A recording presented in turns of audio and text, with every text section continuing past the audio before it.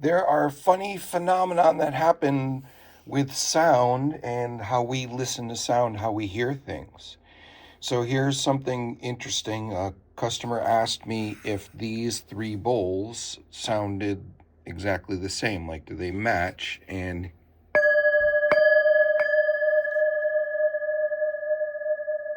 they don't really match. You hear all of that kind of chirping.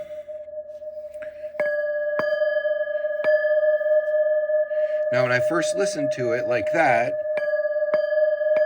it sounds like this one is the most far off, right? It sounds like these two are the same. And then this one, it sounds a lot higher. But now watch, when I play this one and this one, they sound really the same. And when I add that one, it sounds off. Isn't that weird? So let's do it again. Listen to this. When I play these two, they sound really close. And you add that one and it sounds like it's too high to me, right? So let's do it again.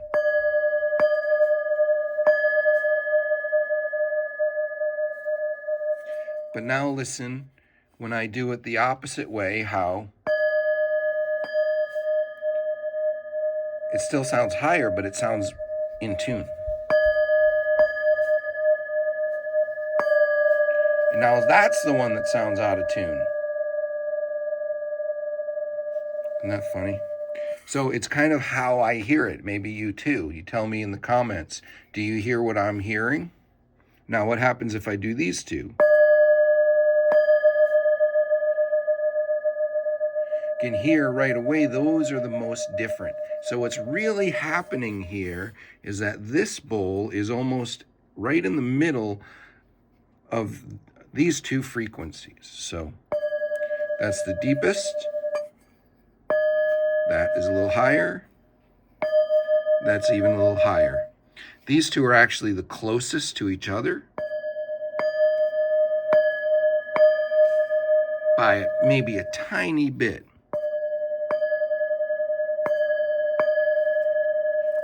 Isn't that funny?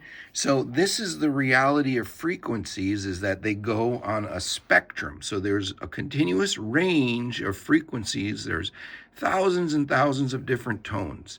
And so these are all the same basic pitch. If I went to a piano, they wouldn't sound that different. But when you put them together like this, you hear that subtle variation. And it's so subtle that depending on the order you play them in, it occurs differently. Let's do it again. Now listen, which one sounds off?